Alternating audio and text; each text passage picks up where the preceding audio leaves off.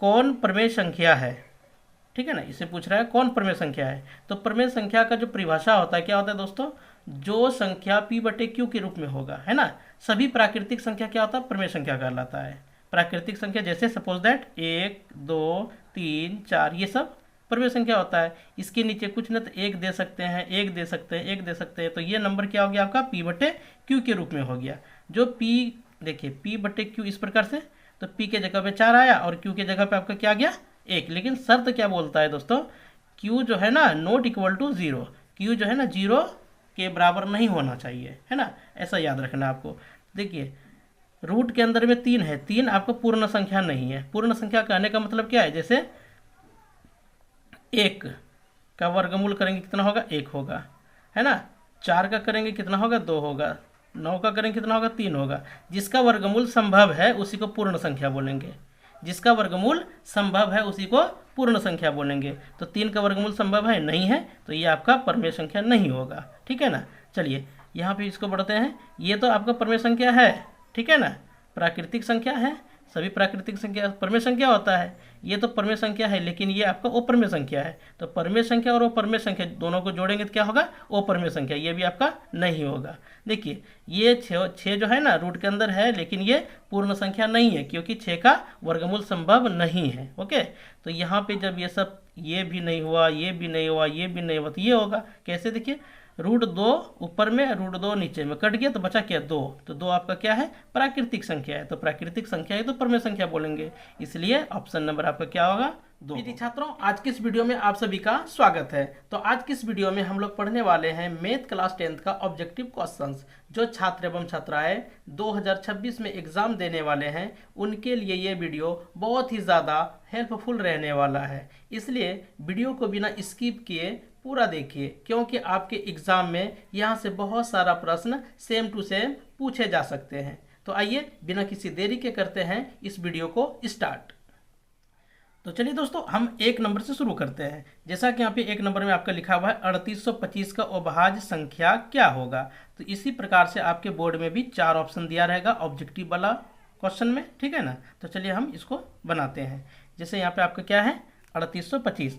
अब हम बताना चाहते हैं 3825 के जगह पे दूसरा भी डिजिट हो सकता है, लेकिन नियम आपको इसी तरह का लागू करना है, ठीक है। तो यहाँ पे 3825 का हम अभाज्य गुणनखंड करते हैं 3825 इस तरह से, है ना। एलसीएम जैसा आपको बनाना है। तो देखिए अगर लास्ट में 5 है तो 3 या फिर 5 से, है ना, इसी से भाग लगाना है। तो चलिए हम 3 से पहले ट्राई करते हैं। तो 3 एकम 3, यहाँ है 8, तो 3 दूनी 6, बचा कितना 2। अगर 8 में 6 घटेगा 2 बचा, 2 इसके पास शिफ्ट हुआ तो हो गया 22। तो 3 सत्ते 21, फिर 1 बचा 5 के पास शिफ्ट हो गया तो कितना हो गया 15। तो 3 5 15, ठीक है ना। फिर लास्ट में 5 आ गया तो क्या करेंगे 3 से फिर एक बार करके देखते हैं। अगर पूरा नहीं घटेगा तो 5 से करेंगे हम। ओके, तो 3 चौके 12, है ना, पूरा कट गया 7 है। 3 दूनी 6, 7 में 6 घटेगा बचा 1, इसके पास शिफ्ट हो गया 1 तो हो गया 15। तो 3 5 15, ठीक। अब देखिए क्या करेंगे, यहाँ से चलिए 5 से करते हैं। तो 5 अट्ठे 40, है ना, पूरा कटा दिए, बचा कितना 2। तो 2 इसके पास शिफ्ट हुआ कितना हो गया आपका 25। तो 5 6 25, कोई दिक्कत नहीं है। फिर यहाँ आपका लास्ट में कितना है 5, तो 5 से अगर करेंगे तो 5 एकम 5, ठीक है ना। तो बचा कितना दोस्तों आपका बच गया इसमें 3 इसके पास शिफ्ट हो गया तो कितना हो गया 35। तो 5 7 35, है ना, 70 5 85 भी होता है। तो इस तरह से क्या किया, इसको आपने पूरा अभाज्य निकाल लिया।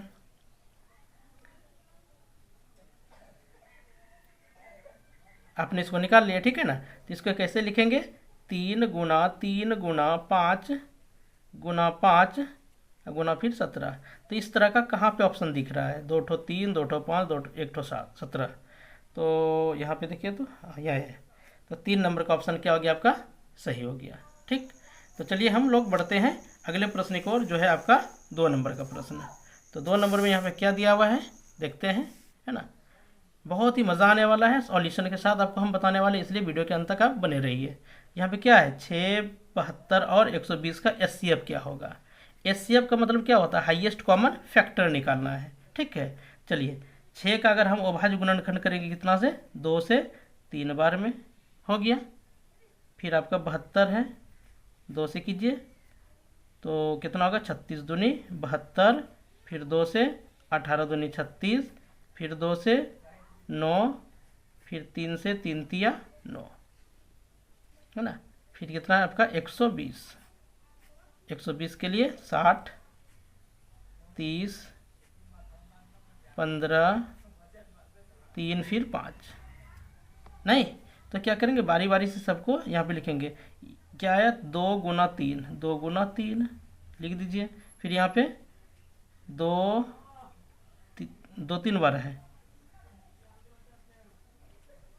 फिर 3 2 बार है। ठीक है, और फिर यहाँ आपका क्या है, 2 गुना 2 गुना 2 गुना 3 गुना 5। देखिए यहाँ पे 2 है, क्या इसमें 2 है, बिल्कुल 2 है, यहाँ भी 2 है। देखिए तीनों में 2 2 मिल रहा है ना। तो इसको क्या करेंगे आप साइड में यहाँ पे लिख दिए, फिर लिख दीजिए यहाँ पे गुना। फिर ये जो 3 है, क्या ये 3 इसमें है, बिल्कुल है, यहाँ पे देखिए यहाँ भी मिल रहा है, इसमें भी मिल रहा है ना। तीनों में 3 है, जो तीनों में कॉमन आएगा उसी को क्या करेंगे, लिख देंगे। इन दोनों का गुना करेंगे कितना होगा, 6। क्या ये 6 आंसर है, बिल्कुल 4 नंबर में आपका है ना। तो ये 4 नंबर आपका सही जवाब होगा। चलिए हम लोग बढ़ते हैं अगले प्रश्न की ओर। चलिए अब हम लोग बढ़ जाते हैं चौथे नंबर की ओर, जो यहाँ पे लिखा हुआ है क्या है, 4u² प्लस 8u। इसमें आपको शून्यक निकालना था, यहाँ पे क्या देना है आपको, 0 दे दिए। देखिए यहाँ 4 है और यहाँ भी आपका 4 है, यहाँ भी u, यहाँ भी u। ठीक, तो कॉमन करते हैं 4u को, 4u को कॉमन किए तो 4 तो यहाँ निकल चुका है, 2 ठो u है, 1 u बाहर किए हैं। ठीक है ना, तो अंदर में 1 u बचा, प्लस 4 दूनी 8, u को बाहर कर दिए हैं, बराबर क्या हुआ, 0। तो क्या लिखेंगे, 4u = 0, यदि, है ना, इस प्रकार से लिखेंगे। तो u बराबर 0/4। अगर ऊपर में 0 देखेंगे तो क्या होगा, 0, तो u का मान 0 हो गया। अगर इधर देखेंगे क्या हो गया आपका, ये u + 2 बराबर 0, तो u बराबर उधर में जाएगा ये तो -2। इसका आंसर क्या आया, 0 और -2। तो कहाँ पे है 0 और -2, ये है 0 और -2, है ना। तो मतलब 4 नंबर ऑप्शन आपका सही जाएगा, 1 और 3, 1 और 3, है ना। 4 नंबर ऑप्शन आपका सही होगा, कोई दिक्कत नहीं है। चलिए अब हम लोग बढ़ते हैं। तो ये है आपका 5 नंबर का प्रश्न, ठीक है ना। तो यहाँ पे क्या दिया हुआ है, बहुपद 2 - x² प्लस x³ में x² का गुणांक क्या होगा, है ना। x² जहाँ भी है उसको चलिए देखते हैं। तो ये रहा आपका x², कोई दिक्कत नहीं है। x² यहाँ पे लिखे, इसके बारे में क्या है, माइनस है ना। यहाँ पे जब कुछ नहीं दोस्तों तो क्या आपका है, 1 है, क्या है, 1 है। तो x² का गुणांक क्या हो गया, -1, है ना। क्या हो जाएगा, -1। तो -1 कहाँ पे, नंबर 2 में है ना। बहुत आसान है और इसी तरह का आपके बोर्ड में भी पूछा जाता है। ठीक है, आपको ज़्यादा हताशा नहीं होना है, एकदम सिर्फ बढ़िया से देखिए और समझिए चीज़ों को, A to Z चीज़ हम समझा देंगे। ठीक है, चलिए यहाँ पे आपका है फिर, यदि 2x + 3y = 11 और 2x - 4y = -24, ये चीज़। तो अब देखिए यहाँ पे आप 2 तरीके से इसको बना सकते हैं, ऑप्शन के भी अकॉर्डिंग बना सकते हैं या फिर प्रतिस्थापन, विलोपन, वज्रगुणनखंड विधि, इस तरह से भी आप इसको बना सकते हैं। चलिए हम ऑप्शन के अकॉर्डिंग बनाते हैं जो कि जल्दी बन जाए, है ना। हर एक, क्योंकि ऑब्जेक्टिव में कम से कम आपको 1 से 1.5 मिनट 2 मिनट में बन जाना चाहिए, ज़्यादा लंबा जाएंगे तो फिर आपका टाइम दिक्कत हो जाएगा, है ना। तो यहाँ पे क्या करना है, चलिए 1 नंबर को उठाते हैं। तो x का मान यहाँ पे क्या है, 2, y का मान कितना है, 4, है ना। ध्यान दीजिए यहाँ पे लिख दीजिए 2x + 3y = 11। ठीक है, तो x के जगह भी क्या रखना है, x के जगह भी रखना है 2 प्लस और 3, y के जगह पे क्या रखना है, 4। क्या ये 11 पूरा होता है, 2 दूनी 4, है ना, 2 दूनी 4 प्लस और 3 चौके 12, 12 4 16, 11 से पूरा नहीं हो रहा है, गलत हो गया ये। ठीक है ना। अब देखते हैं यहाँ पे इसको लेंगे 2 नंबर को। तो 2 नंबर में x का मान कितना है, x का मान है आपका -3, y का मान 1। तो यहाँ पे चलिए करते हैं, 2 गुना x के जगह भी क्या रखना है, -3, फिर प्लस 3 गुना y का मान 1, है ना। कितना पूरा करना है, 11। तो यहाँ पे होगा माइनस द्वितीय 6 प्लस 3 1 3, तो यहाँ घटेगा तो -3, ये भी 11 नहीं हो रहा है। ठीक है, तो अब हम क्या करेंगे, इसको देखते हैं 3 नंबर के। तो 3 नंबर में x का मान क्या हो जाएगा, 2 है, तो 2 गुना -2 प्लस y गुना, नहीं y नहीं होगा, 3 होगा, 3 गुना -5, तो माइनस में 4 और माइनस प्लस माइनस 3 15। ठीक है ना, तो यहाँ पे क्या हो जाएगा, माइनस में ये कितना हो गया, माइनस में 15, ये 19 हो जाएगा, ये भी नहीं जाएगा आपका। ठीक है ना, ये भी आपका नहीं जाएगा। तो यहाँ पे दोस्तों आपको माइनस लगाना है। क्या लगाना है, देखिए 3 ठो आपका गलत हो गया, तो सही यही जाएगा 4 नंबर। चलिए बना के देखते हैं, यहाँ पे माइनस देना भूल गए हैं। ठीक है, माइनस लगेगा। चलिए हम इसको करते हैं, तो क्या हो जाएगा आपका 2x प्लस 3y बराबर 11। 4 नंबर वाले को लगाते हैं, तो यहाँ पे क्या हो जाएगा 2 इंटू एक्स, क्या है यहाँ पे x, x के जगह पे माइनस में 2 प्लस 3 गुना y के जगह पे कितना लगाएंगे अब 5, तो यहाँ पे कितना हो गया, माइनस में 2 दूनी 4 प्लस 5 दिया 15, 15 में 4 घटाएंगे कितना होगा, 11 बचेगा। ठीक है ना, तो ऑप्शन आपका क्या जाएगा सही, 4 नंबर। तो इस तरह से आप क्या कर सकते हैं, इसको बना सकते हैं, ऑप्शन से भी और विलोपन प्रतिस्थापन विधि से भी इसको कर सकते हैं। ठीक है ना, चलिए शॉर्ट क्वेश्चन है इसलिए हम ज़्यादा लंबा नहीं करेंगे, है ना। अब यहाँ पे आपका जो दिया हुआ है, इस चीज़ को समझिए बढ़िया से। समीकरण युग्म 2x प्लस 3y बराबर 5 और दूसरा समीकरण ये दिया हुआ है। तब दोनों समीकरण के लिए क्या करना है, देखिए एक समीकरण होता है आपका a1x plus b1y plus c1 बराबर 0, इसको समीकरण 1 बोल दीजिए। ठीक है, दूसरा होता है, ध्यान से समझिए इसको, a2x plus b2y plus c2 बराबर 0, समीकरण सेकेंड बोल सकते हैं। इसमें कंडीशन होता है दोस्तों, क्या होता है, अगर a1 बटे a2 बराबर नहीं b1 बटे b2, है ना, अगर ऐसा कंडीशन आएगा, इसको आप क्या बोलेंगे, एक हल है केवल। कितना है ये, एक हल, या तो अद्वितीय हल बोलेंगे, एक हल। दूसरा बात है एक कंडीशन, दूसरा कंडीशन है a1 बटे a2 बराबर है b1 बटे b2 बराबर है c1 बटे c2। अगर ये इस तरह का आएगा, ये अनेक हल होगा। क्या होगा ये, अनेक हल। अगर तीनों आपस में बराबर हो गया तो क्या होगा, ये अनेक हल होगा। तीसरा कंडीशन है a1 बटे a2 बराबर नहीं है b1 बटे b2 बराबर है c1 बटे c2। मतलब अगर 2 बराबर होगा 1 बराबर नहीं, है ना, क्या बोला, 2 बराबर होगा 1 बराबर नहीं कोई भी, तो इस कंडीशन में क्या हो जाएगा, ये होगा कोई हल नहीं, मतलब आप इसको हल नहीं कर सकते, इसको यहीं पे छोड़ देंगे। तो 2 कंडीशन आता है, तो इस तरह से आपको हल करना पड़ेगा। तो कुछ इसी तरह का क्वेश्चन है यहाँ पे, क्या है यहाँ पे देखते हैं। चलिए इसको लेते हैं, तो a1 बराबर क्या होगा 2, a1 बराबर क्या होगा 2, अब b1 बराबर क्या हो जाएगा यहाँ पे 3, और c1 बराबर क्या हो जाएगा 5। ठीक है ना, समीकरण 1 के लिए। अब समीकरण 2 के लिए हमको देखना है, इसके लिए। ठीक है, तो यहाँ पे लिखेंगे a2 बराबर 4, b2 बराबर 6, c2 बराबर 15। ठीक, तो यहाँ पे देखिए क्या है, a1 बटे a2 बराबर 2 बटे कितना है 4, कटेगा 1 बटे 2 होगा। अगला देखते हैं, यहाँ पे क्या हो गया, b1 बटे b2 बराबर 3 बटे 6, ये भी कट के 1 बटे 2 में बदल जाएगा। ठीक है, अगला है यहाँ पे c1 बटे c2 बराबर, c1 के लिए क्या है 5, c2 के लिए 15। ये कटेगा, लेकिन 5 एकम 5, 5 तिया 15। देखिए 2 ठो बराबर हो गया, आपका 2 ठो क्या हो गया बराबर, a1 बटे a2 अब बराबर b1 बटे b2, लेकिन ये c1 बटे c2 नहीं आया। जब नहीं आया तो क्या हो गया, कोई हल नहीं। क्या हो जाएगा, कोई हल नहीं। क्या इसमें है, कोई हल नहीं है, बिल्कुल है। तो 3 नंबर का क्या होगा, आपका ऑप्शन सही जाएगा। समझ में आ रहा है ना, कोई दिक्कत नहीं है।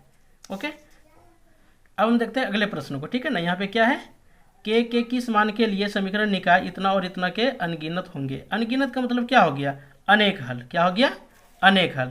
तो अनेक हल के लिए क्या फॉलो करना है, इस वाले निकाय को फॉलो करना है। ठीक है ना, चलिए हम इसको बनाते हैं। जैसे कि यहाँ पे आप देख रहे हैं पहला समीकरण क्या है दोस्तों, ठीक है। तो A1 बराबर 4 ले लीजिए, है ना, इसमें। और फिर B1 बराबर क्या, K, और C1 बराबर 6 इसका, ठीक है। अब आइए दूसरा समीकरण में, ये दूसरा वाला है, ये पहला वाला है, ठीक। तो A2 बराबर क्या हो जाएगा 2, और B2 बराबर क्या हो जाएगा माइनस में 4, और C2 बराबर क्या हो जाएगा 3। कोई दिक्कत नहीं है। तो आपको जो फॉलो करना है कौन निकाय को, इसके इस वाले को। तो चलिए इसको लिख देते हैं। यहाँ पे क्या होगा, तीनों आपस में बराबर है, A1 बटे A2 अब बराबर B1 बटे B2, इसको लिख दिए। C1 बटे लिखने का जरूरत हमको नहीं है। चलिए K का मान चाहिए, तो K B1 में ही आ रहा है, चलिए इसीलिए B तक ही लिखे हम। तो A1 का मान कितना है 4, और A2 का मान 2 बराबर B1 का मान K, और B2 का मान माइनस में 4। तो क्या करेंगे, करस्पॉन्डिंग मल्टीपल कीजिए, इसको इससे गुना, इसको इससे गुना, कोना कोनी 2 गुना K तो कितना होगा 2K बराबर माइनस 4 गुना 4 कितना होगा माइनस में 16, माइनस में 16। तो K बराबर माइनस 16 बटे 2 कट के माइनस में 8। तो कहाँ पे है माइनस 8, बिल्कुल है, 2 नंबर सही जाएगा आपका, है ना, कोई दिक्कत नहीं है। अब हम लोग बढ़ते हैं अगले प्रश्न की ओर। तो ये है आपका 9 नंबर का प्रश्न, ठीक। ये भी बहुत ही ज़्यादा इंपॉर्टेंट है। यहाँ पे क्या है, यदि 2K माइनस 1 है ना, और यहाँ पे कॉमा K समीकरण 10x minus 9y equal to 12 का हल होंगे, तो K का मान निकालना है, ठीक। तो यहाँ पे क्या है ब्रैकेट के अंदर में 2K माइनस 1, तो इसको आप x मान लीजिए, क्या मान लिए x, और यहाँ पे जो K है ना कॉमा है इसलिए अलग अलग है, तो इसको आप y बोल दीजिए। तो यहाँ पे क्या दिया हुआ है, ये समीकरण दिया हुआ है, तो इसको इधर साइड में लिखिए, तो लिखा हुआ ही है ना। आपको 10 x के जगह पे क्या लिखना है, x के जगह पे 2K माइनस 1, ठीक है, फिर माइनस 9, और इस y के जगह पे क्या लिखना है K, क्या लिखना है K बराबर 12। गुना कीजिए 10 गुना 2 K कितना होगा 20K, माइनस 10 गुना 1 तो 10, और फिर माइनस 9K बराबर 12। तो K जो है ना अब एक साथ रखिए, 20K क्या हो गया 20K। तो ऐसा कीजिए आप, 20 में 9 घटे कितना बचेगा 11K बराबर, यहाँ पे 12 है, प्लस माइनस में 10 है, उधर जाएगा पक्षांतर होगा, तो प्लस में कितना हो जाएगा ये 10। तो 11K बराबर 22, है ना। K बराबर कितना हो गया 22 बटे 11 कट के 2। तो K का मान कितना आ गया 2, क्या 2 है, 3 नंबर में आपका 2 है ना, है ना इजी।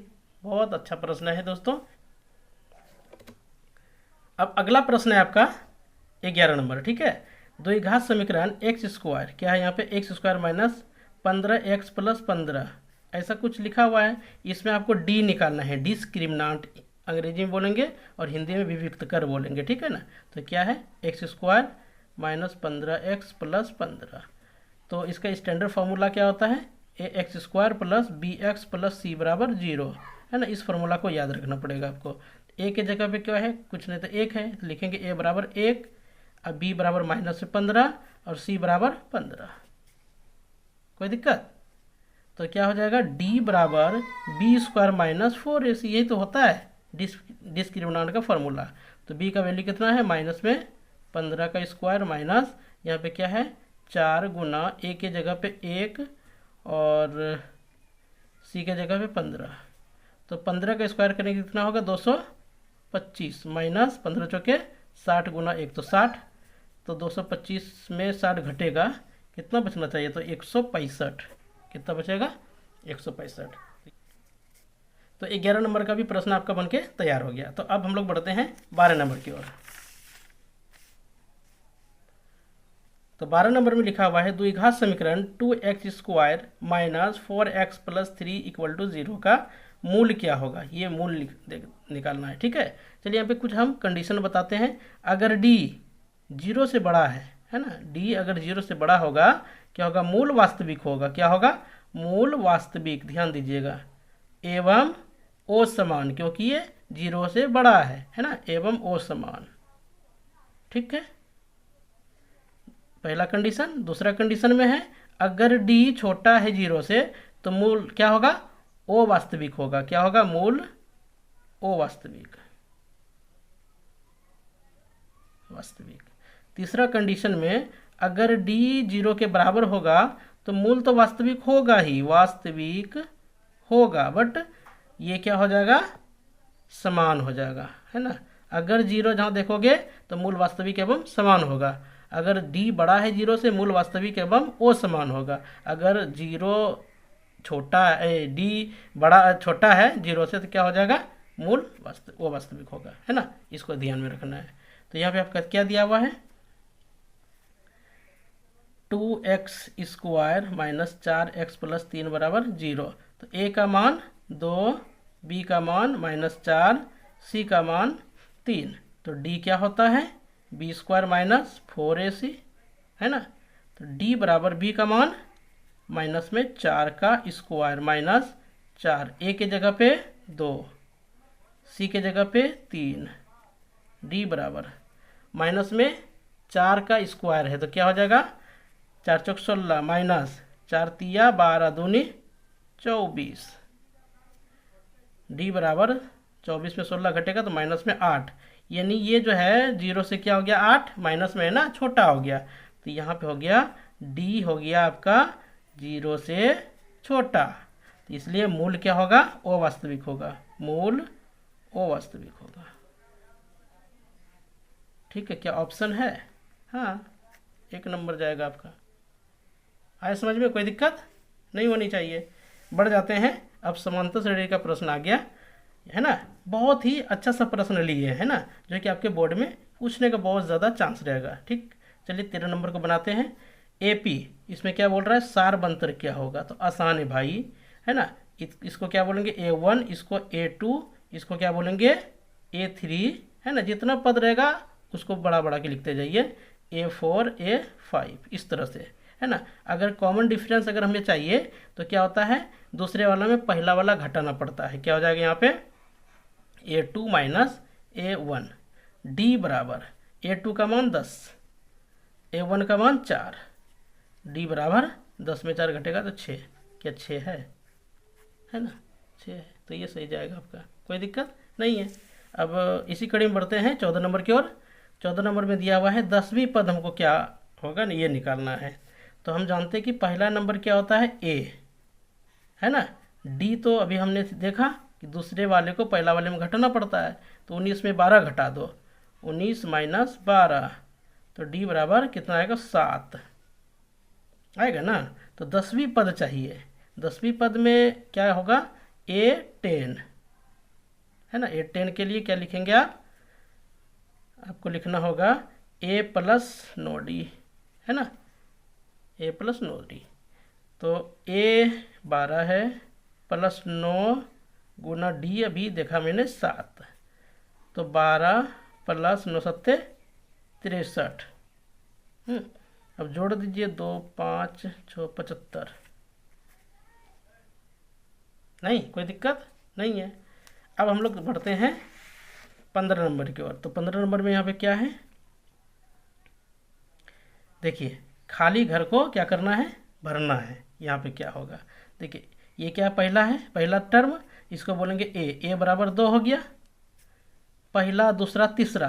तो तीसरा नहीं, तीसरा दिया है लेकिन दूसरा हमको निकालना है। तो क्या करना है यहाँ पे आपको, A3 बराबर 26। A3 को कैसे लिखेंगे, तो A3 को लिखेंगे आप A plus 2D equal to 26, है ना। अब इसमें क्या करेंगे, A का मान को रखेंगे, है ना। क्या करोगे, A का मान को रखोगे, A प्लस 2D है बराबर 26। A कितना है, 2 है, A की जगह पे 2 रखना है, 2 प्लस 2D बराबर 26, 2D बराबर 26, प्लस में उधर जाएगा माइनस में कितना होगा 2, तो 2D बराबर 24, कटेगा 12 दूनी 24, तो D का मान कितना आ गया 12। हमें चाहिए क्या, दूसरा चीज़, मतलब दूसरा टर्म, तो यानी A2 चाहिए। तो A2 के लिए क्या लिखोगे, A प्लस D, है ना। तो A का मान 2 और D का मान 12, तो 12 2 14, 14 है दूसरा नंबर में। तो अगले प्रश्न की ओर, जो है आपका 16 नंबर। इसमें लिखा हुआ है सभी वृत्त क्या होते हैं, समरूप या सर्वांगसम या फिर इस तरह से क्वेश्चन है। देखिए ध्यान में रखना है आपको, सभी वृत्त क्या हो जाएगा, समरूप। समरूप का मतलब क्या होता है, एक जैसा देखने वाला, चाहे वो आकार में बड़ा रहे छोटा रहे। मान के चलिए एक बड़ा वृत्त है और एक बहुत छोटा है, लेकिन दोनों तो है गोल ना, दोनों तो एक जैसा देखने में लग रहा है, इसलिए क्या हो जाएगा, ऑप्शन इसका सही होगा समरूप, है ना, कोई दिक्कत नहीं है। अगर मान के चलिए अगर समबाहु त्रिभुज का बात करेगा, समबाहु में क्या होगा, इसका प्रॉपर्टी क्या कहता है, तीनों भुजा आपस में बराबर होता है, तीनों कोण भी और भुजा भी। एक छोटा लिए एक बहुत बड़ा लिए, तो इसमें भी इसका प्रॉपर्टी क्या कहता है, तीनों भुजा और तीनों कोण आपस में बराबर है, तो ये भी है एक जैसा देखने में लग रहा है, इसका भी आंसर क्या जाएगा, समरूप। अगर वर्ग लेंगे, एक छोटा सा वर्ग लिए एक बड़ा वर्ग लिए, तो ये भी एक जैसा देखने में लग रहा है, तो इसका भी आंसर क्या होगा, समरूप। तो हो सकता है सभी वृत्त, वृत्त के जगह पे कभी समबाहु त्रिभुज दे दिया, समद्विबाहु बाहु त्रिभुज दे दिया, या तो वर्ग दे दिया, तो इस तरह से आप क्या करेंगे, समरूप पे टिक लगाएंगे। ठीक है, चलिए हो गया। अब हम लोग करते हैं नेक्स्ट प्रश्न को। यहाँ पे आपका दिया हुआ है क्या, एडी का मान निकालना है। ठीक है, अगर थेल्स पर में अगर पढ़े होंगे तो उसके मदद से आप कर सकते हैं। तो यहाँ पे डायरेक्ट लिखते हैं, है ना, थेल्स प्रमेय के अनुसार, थेल्स प्रमेय के अनुसार, ठीक है, मतलब 6.1 के अनुसार आपको करना है। तो क्या होगा, ये बटे ये करना है, आपका क्या है, AD बटे BD, इधर वाले में AE बटे CE। तो AD का मान नहीं पता, AD तो चाहिए, ये तो पूछ रहा है AD का मान क्या होगा, तो AD नहीं पता।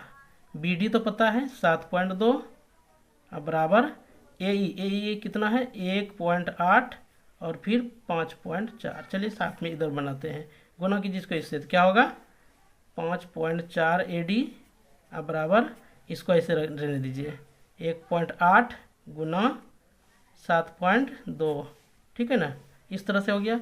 AD बराबर अगर लिखेंगे क्या हो जाएगा 1.8 गुना 7.2, फिर यहाँ पे 5.4, ठीक है। अगर दशमलव उड़ा देते हैं तो क्या बचेगा, इस तरह से, तो कितना होगा 18 तिया 54 और 24 तिया 72। तो यहाँ सब पॉइंट में जब है ना, सब पॉइंट में है, तो इसके भी बीच में क्या करेंगे आप, पॉइंट लगा देंगे। तो क्या होगा, AD का मान 2.4 आंसर है क्या, हाँ है, ठीक है ना, ऑप्शन ये जाएगा आपका 2.4, कोई दिक्कत नहीं है। अब हम लोग बढ़ते हैं 18 नंबर की ओर, ठीक है ना। तो 18 नंबर में आपका दिया हुआ है बिंदुओं AB और -A -B के बीच की दूरी, इन्हें डिस्टेंस फार्मूला से है, निर्देशांक ज्यामिति के चैप्टर से लिया गया है। ठीक, तो अगर एक बिंदु यहाँ दूसरा बिंदु यहाँ रखते हैं, है ना, इन दोनों को आपस में मिला दीजिए, ये हो गया A, ये B। A के लिए नियमांक A, B -A, -B। तो AB बराबर रूट अंडर होता है क्या दोस्तों, है ना, यहाँ पे क्या A है, अब यहाँ आपका क्या हो जाएगा, माइनस में तो क्या होगा प्लस स्क्वायर, प्लस में फिर यहाँ पे क्या है B, माइनस में तो क्या होगा प्लस B, यानी कि दूरी सूत्र से हम कर रहे हैं, ठीक है ना, दूरी सूत्र से। दूरी सूत्र आपका क्या होता है, ये होता है x1 माइनस x2 का whole square plus y1 minus y2 का होल स्क्वायर। तो इसी के अकॉर्डिंग हमने किया, ठीक है। जब आप थ्योरी पढ़ेंगे तो उसमें आपको सारा चीज़ समझ में आएगा, ठीक है। चलिए ये हो गया। तो AB बराबर यहाँ पे कितना है, एक A कितना A हुआ 2A, 2A का होल स्क्वायर प्लस AB का 2B का होल स्क्वायर, इसके ऊपर में रूट डाल दीजिए। तो क्या होगा AB बराबर, इसको अगर हल करेंगे तो क्या हो जाएगा दोस्तों आपका 4A स्क्वायर, ये क्या हो जाएगा, ये भी 4B स्क्वायर। हाँ, तो 4 को कॉमन करते हैं, क्या करेंगे 4 को क्या कॉमन, अंदर बचा A square plus B square, और हमें पता है कि 4 का वर्गमूल कितना होता है 2। तो क्या हो गया, ये रूट से ये बाहर निकल गया, अंदर में क्या बचा A square plus B square. तो ये कहाँ पे है आंसर, ऐसा है 2 root A square plus B square, ये रहा आपका, ठीक है ना, 2 नंबर आपका सही हो गया, कोई दिक्कत नहीं है। अब हम लोग देखते हैं नेक्स्ट प्रश्न को। यदि साइन ए बराबर 3/4 है तो कॉस ए का मान निकालना है। ठीक है, देखते हैं। साइन ए बराबर 3/4, तो साइन का p/h होता है, नहीं तो हमको चाहिए क्या, देखिए p बराबर 3, h बराबर 4, b का मान नहीं पता, तो b निकालना है। कहाँ से निकलेगा, पाइथागोरस प्रमेय से। तो क्या होता है, पाइथागोरस बाय पीजीपी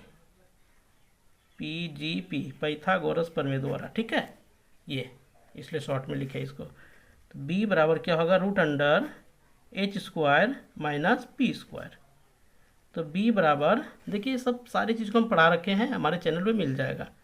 ठीक है, तो यहाँ पे क्या है, h का मान 4 का स्क्वायर और माइनस p का 3 का स्क्वायर। तो b बराबर 4 चौक 16 माइनस 9, मतलब रूट में 7 निकला। कितना निकला, रूट में 7। कोई दिक्कत, 16 में 9 घटेगा 7, तो b का मान √7। चाहिए क्या, कॉस ए, इसका होता है b/h, तो कॉस ए का वैल्यू होगा p/h, है ना। b का जो मान है, तो b का मान कितना अभी हमने देखा, √7, तो यहाँ पर लिखिए √7। h का मान 4, कहीं भाई ये रहा, h का मान कितना है, 4 है, तो 4 यहाँ पे लिखिए, √7/4 है क्या, हाँ, दूसरा नंबर का ऑप्शन सही जाएगा। तो इस तरह से आप क्या किए, इसको भी बना लिए। अब अंतिम प्रश्न बचा 20 नंबर का, चलिए उसको भी देख लेते हैं। तो यह है आपका अंतिम प्रश्न 20 नंबर, जो कि प्रयेकता से लिया गया है। एक पासा फेंका जाता है, 4 से बड़ी संख्या आने की प्रयेकता क्या होगा, है ना, प्रोबेबिलिटी का सवाल है। ठीक है ना, यहाँ पे क्या देना है आपको, पासा लिया गया है, पासा, इस प्रकार से लूडो का गट्टी जिसको बोलोगे, इस तरह से होता है ना, 1 2 3 4 5 इस तरह से। इसमें जो अंकित प्रश्न जो होता है, 1 से शुरू होता है 6 तक जाता है, 1 2 3 4 5 6, यानी कुल नंबर हो गया, है ना, कुल संख्या कितना हो गया, क्या हो गया, ये कुल संख्या। अब बोल रहा है क्या 4 से बड़ी, तो 4 से बड़ी कौन कौन है, 1 2 नंबर है 4 से बड़ी, है ना। 4 से बड़ी बराबर कितना है, 2 ठो संख्या है, और कुल संख्या कितना है, 6 है ना। 1 2 3 4 5 6, कुल कितना है, 6। तो इसका प्रयेकता चाहिए 4 से बड़ी, इसका जो फॉर्मूला होता है ना, तो फॉर्मूला याद रखिएगा आप, है ना। तो इसका फॉर्मूला होता है कुल संभव परिणाम, है ना। ऊपर में क्या लिखना है आपको, संभव परिणाम, संभव परिणाम, और नीचे होगा कुल संभव परिणाम, कुल संभव परिणाम। देखिए संभव परिणाम क्या बोल रहा है, 4 से बड़ी कितना नंबर आया है, 2 ठो, 2 लिख दिए, और कुल नंबर कितना है, 6, तो 6 लिख दिए। ठीक है ना, कटाइए, 2 एकम 2, 2 तिया 6, 1/3 है, हाँ है दूसरा नंबर में। ठीक है ना, तो ये भी 20 नंबर का आपका बन गया। और यहाँ पे आपका क्या होता है, वीडियो हम यहीं तक रखते हैं और आपका ऑब्जेक्टिव यहाँ पे ख़त्म हो गया।